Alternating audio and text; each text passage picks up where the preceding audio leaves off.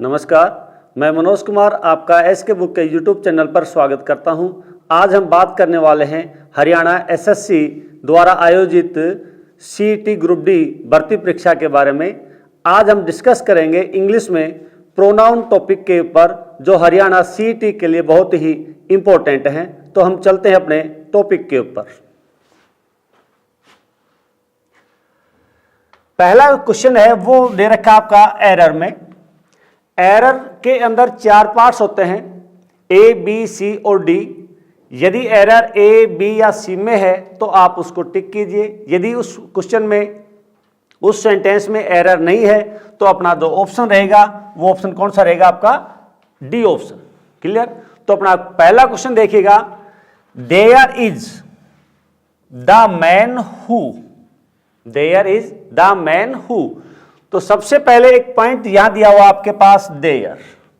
जो there word है और इसी के साथ एक वर्ड आएगा आपका हेयर।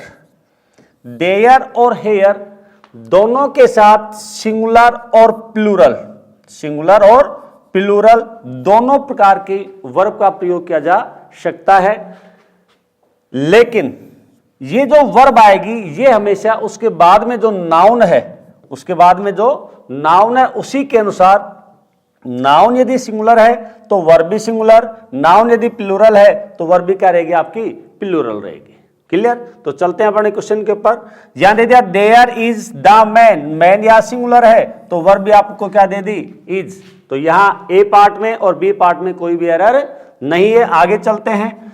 आगे पॉइंट दे दिया आपको हु, जिसका प्रयोग हम करते हैं रिलेटिव प्रोनाउन के रूप में। किसके रूप में करते हैं? Relative pronoun. तो इससे पहले अपने पास ये 2 वर्ड है, हु है और एक वर्ड आएगा अपने पास हुम।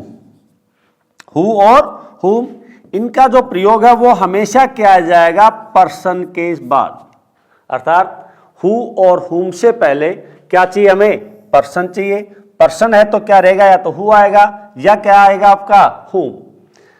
हु का जो प्रयोग किया जाएगा वो हमेशा वर्ब से पहले, और हुम का जो प्रयोग किया जाएगा वो हमेशा प्रोनाउन से पहले। क्लियर? तो अपना क्वेश्चन देखिएगा। यहां आई है, आई क्या दे रखा है अपने पास? प्रोनाउन। प्रोनाउन है तो यहां क्या आना चाहिए आपका? हुम। लेकिन क्या दे रखा है आपका? हु। तो अपना जो एरर रहेगा वो एरर कौन सा पार्ट है? C part. इसमें यदि इंप्रूवमेंट करवाना चाहता है तो हु की जगह हम प्रयोग करेंगे भैया किसका? हुम का, क्योंकि हुम का प्रयोग हमेशा प्रोनाउन के साथ। क्लियर? नेक्स्ट अगला क्वेश्चन दे रहा है the man and the horse. यदि पर्सन के साथ किसी वस्तु या एनिमल को जोड़ा जाए, यदि पर्सन के साथ किसी वस्तु, थिंग्स या एनिमल को जोड़ा जाए तो उसके साथ जो रिलेटिव प्रोनाउन रहेगी वो हमेशा दैट रहेगी। क्या रहेगी? दैट।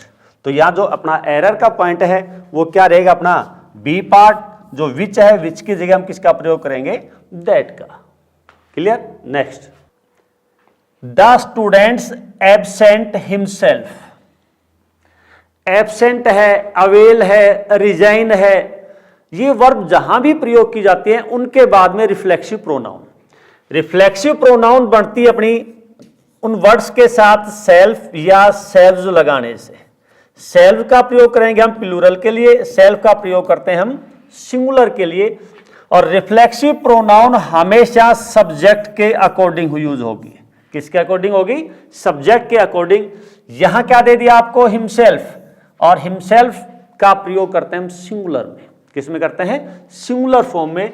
लेकिन अपने पास सब्जेक्ट क्या भैया? स्टूडेंट्स है। क्या है? स्टूडेंट। और स्टूडेंट का जो प्रयोग है वो क्या होगा आपका? दे से। तो यहां क्या रहेगा? दे, देयर और देम। तो रिफ्लेक्सिव प्रोनाउन है वो कैसे बनेगी? देम के साथ क्या लगाओगे? सेल्व्स। तो यहां जो पॉइंट रहेगा अपना वो ये आएगा, देम सेल्फ। क्या रहेगा? Them selves. तो एरर कौन सा अपना? B part. फिर ध्यान दीजिए, जिस भी वाक्य में एब्सेंट है, इंजॉय है, अवेल है, रिजाइन है, उनके बाद में हमेशा रिफ्लेक्सिव प्रोनाउन।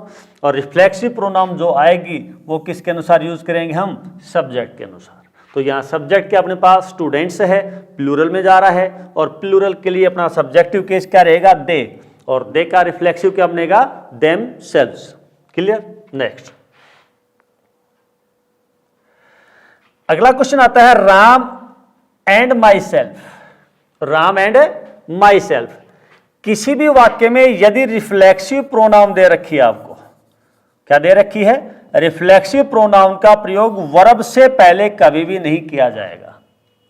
अर्थात रिफ्लेक्सिव प्रोनाउन है, उसका प्रयोग एज ए सब्जेक्ट, अर्थात सब्जेक्ट के लिए हम कभी भी उसका प्रयोग नहीं करेंगे।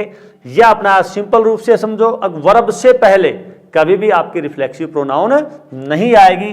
तो यहां वर है, वर से पहले क्या दे दिया आपको, माई सेल्फ, तो अपना जो एरर रहेगा वो क्या रहेगा आपका, बी पॉइंट।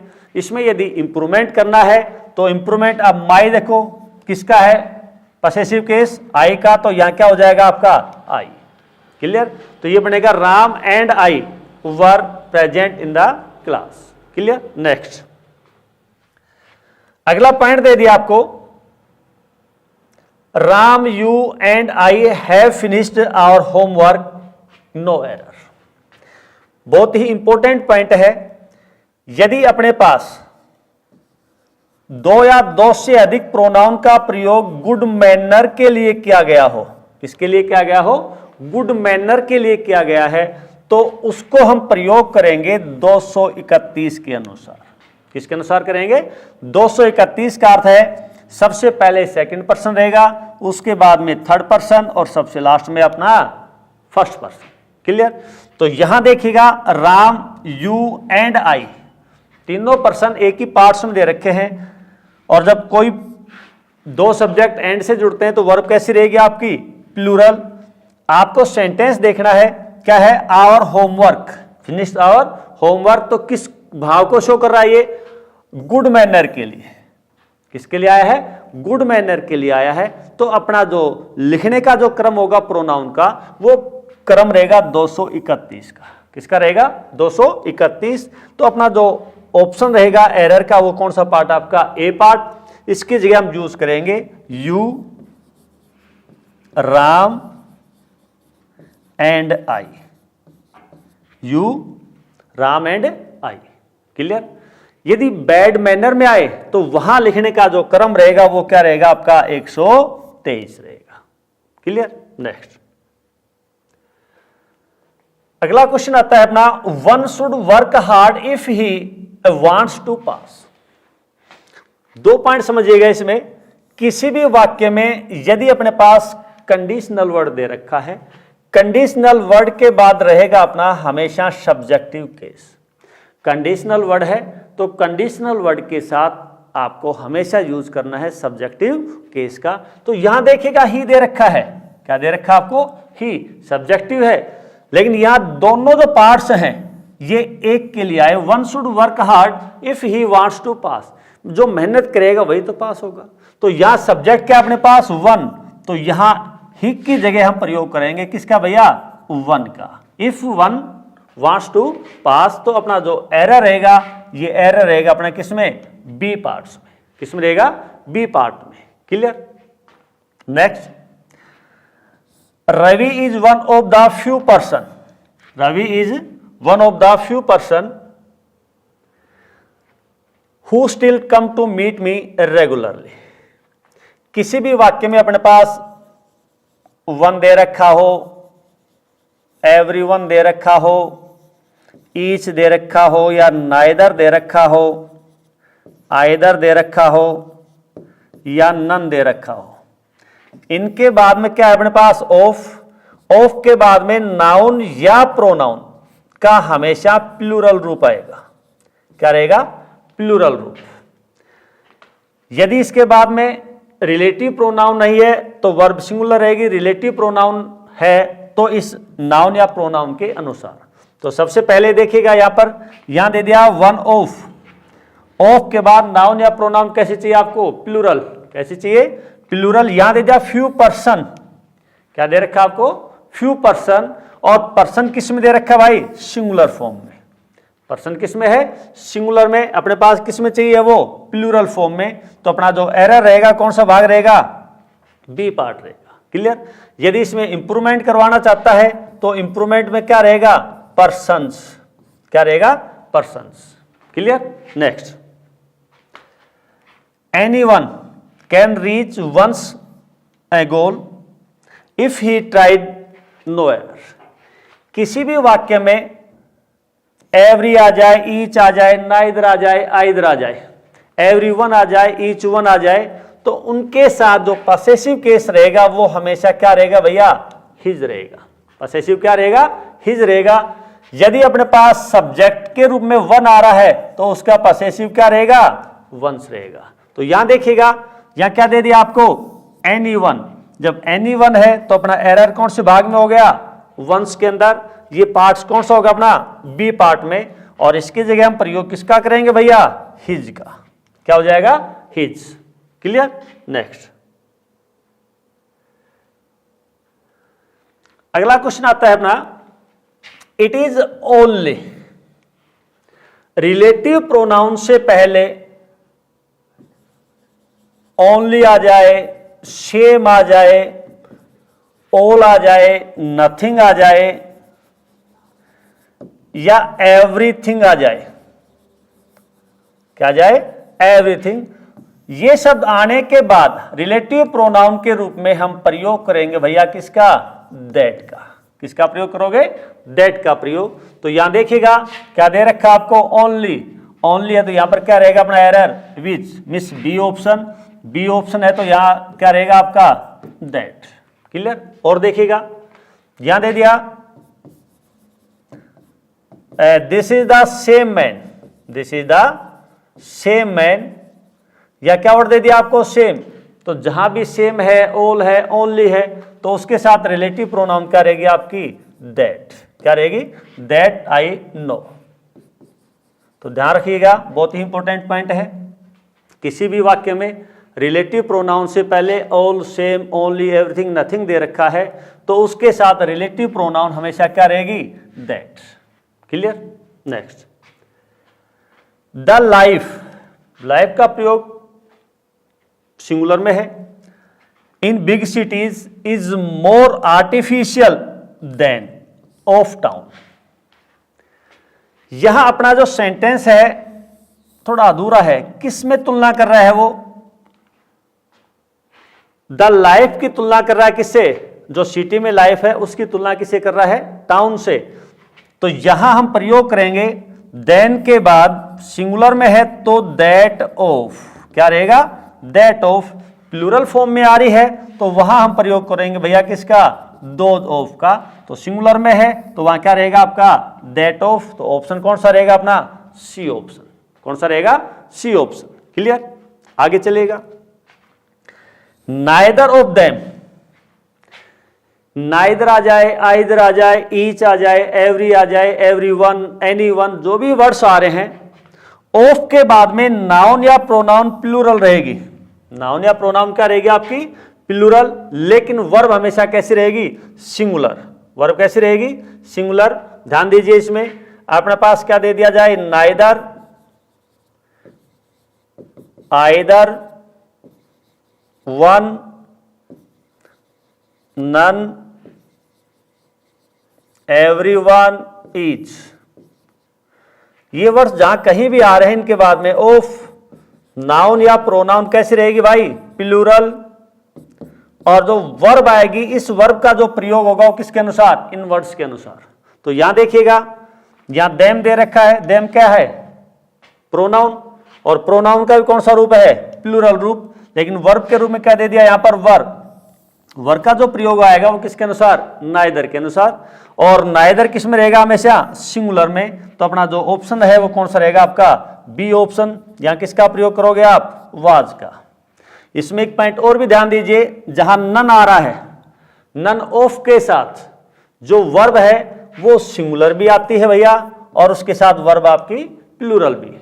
नन का प्रयोग दोनों प्रकार की वर्ब्स के साथ करते हैं हम, सिंगुलर रूप में भी और प्लूरल रूप में भी। लेकिन बाकी के जो वर्ड्स हैं ये हमेशा किस में रहेंगे? सिंगुलर में। Clear? Next, fill in the blanks के रूप में जो वर्ड्स दे रखे हैं इसके अनुसार प्रयोग करना आपको लेट। क्वेश्चन पढ़ने से पहले एक पॉइंट और ध्यान दीजिए, किसी भी वाक्य में लेट आ जाए, लाइक आ जाए या एक्सेप्ट आ जाए या कोई भी प्रेपोजिशन है, क्या दे दिया जाए आपको, कोई भी प्रेपोजिशन दे दिया जाए तो उनके बाद में हमेशा ऑब्जेक्टिव केस रहेगा। लेट, लाइक, एक्सेप्ट या कोई भी प्रीपोजिशन आ रही है तो उसके बाद जो केस आएगा कौन सा रहेगा आपका, ऑब्जेक्टिव केस। नाउन आपके सब्जेक्ट में भी आ सकती है, नाउन आपके ऑब्जेक्ट में भी, लेकिन यदि प्रोनाउन आ रही है तो प्रोनाउन का सब्जेक्टिव अलग रहेगा, ऑब्जेक्टिव अलग रहेगा। तो यहां देखिएगा अपने क्वेश्चन में लेट यू, यू का प्रयोग सब्जेक्ट रूप में भी वही है और आपके ऑब्जेक्ट में भी, यू, यूवर, यू, ये जो भाग है ये कहलाएगा आपका सब्जेक्टिव, ये पसेसिव और ये कहलाता है आपका ऑब्जेक्टिव। तो ऑब्जेक्ट में क्या दे रखा है आपको, यू, क्लियर। एंड, अब एंड आपको पता है हमेशा सेम पार्ट्स ऑफ स्पीच को जोड़ता है। एंड का जो प्रयोग है किसके लिए करते हैं हम, सेम पार्ट्स ऑफ स्पीच के। जब यहां ऑब्जेक्टिव केस आया है तो यहां भी क्या रहेगा आपका, ऑब्जेक्टिव केस। दूसरी बात, तब ऑब्जेक्टिव देखो कितने हैं यहां पर, मी भी है और देम भी है, दो है। अब दोनों में से एक आना है तो उसकी पहचान आप करो, ट्राई व्हाट वी, जो वी है वो फर्स्ट पर्सन में है तो यहां जो ऑब्जेक्टिव केस आएगा वो भी किसके अनुसार आएगा, आपके फर्स्ट पर्सन के अनुसार। और फर्स्ट पर्सन का ऑब्जेक्टिव केस क्या है आपका, मी। तो यहां ऑप्शन जो रहेगा वो क्या रहेगा भैया, अपना ए ऑप्शन रहेगा, clear. Next, we always like the boys, क्या दे दिया, पर्सन। और आपको पता है रिलेटिव प्रोनाउन का प्रयोग हम करते हैं किसके अनुसार, उसके आगे जो वर्ड्स हैं, क्या दे रखा है आपको, पर्सन। तो पर्सन के बाद आपको या तो हु चाहिए या क्या चाहिए भैया, हुम चाहिए। हु कहाँ रहेगा, उसके बाद वर्ब चाहिएगी, हुम कहाँ आएगा, उसके बाद में आपको नाउन या प्रोनाउन चाहिए। तो यहां देखिएगा बॉय दे रखा है लेकिन यहां स्पीक, और स्पीक क्या है, वर्ब। तो यहां हम किसका प्रयोग करेंगे, हु का। तो यहां ऑप्शन कौन सा रहेगा अपना, सी ऑप्शन, क्लियर। नेक्स्ट, अगला क्वेश्चन आता है, these mangoes are not such I bought yesterday. Such के साथ एज भी आता है, सच के साथ जब एज का प्रयोग करेंगे तो वहां रहेगा भैया किसके लिए, वो पर्सन के लिए। किसके लिए आएगा, पर्सन के लिए। यदि सच के साथ में आपने दैट लगा दिया है तो उसका प्रयोग करेंगे किसके लिए भैया, थिंग्स के लिए। जहां वस्तु आ रही है तो वस्तु के लिए सच दैट रहेगा, जहां पर्सन आ रहा है वहां सच एज रहेगा। तो सच है, सच के साथ जो जोड़ा है क्योंकि आई के लिए आ रहा है, मानव है, तो वहां क्या रहेगा आपका, C option, as. Between you and, मैंने अभी बताया था आपको, लेट, लाइक, एक्सेप्ट या कोई भी प्रेपोजिशन, तो यहां बिटवीन है, ये भी क्या है, एक प्रेपोजिशन है। और प्रेपोजिशन के बाद में हमेशा ऑब्जेक्टिव केस। तो यहां भी किसको डिनोट कर रहा है, आई। तो आई कौन सा पर्सन है, फर्स्ट पर्सन, तो उसी का ऑब्जेक्टिव केस। तो उसी का ऑब्जेक्टिव क्या रहेगा अपना, मी। तो ऑप्शन कौन सा रहेगा अपना, मी रहेगा, क्लियर, ऑप्शन ए।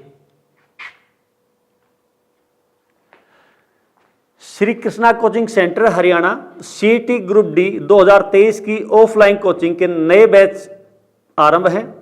इसकी अधिक जानकारी के लिए आप संपर्क करें 9812015967 के ऊपर।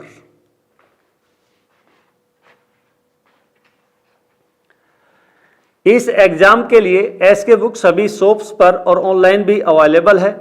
अगर आप ऑनलाइन लेना चाहते हो तो उसका लिंक डिस्क्रिप्शन बॉक्स में अवेलेबल है। इस चैनल पर हम HSSC भर्ती और अन्य सभी भर्तियों से संबंधित इंपॉर्टेंट जानकारी और स्टडी मटेरियल भी उपलब्ध कराते रहेंगे। तो इस वीडियो को लाइक कीजिए, चैनल को सब्सक्राइब कीजिए और अपने दोस्तों के साथ शेयर कीजिए। मिलते हैं अगले वीडियो में। जय हिंद।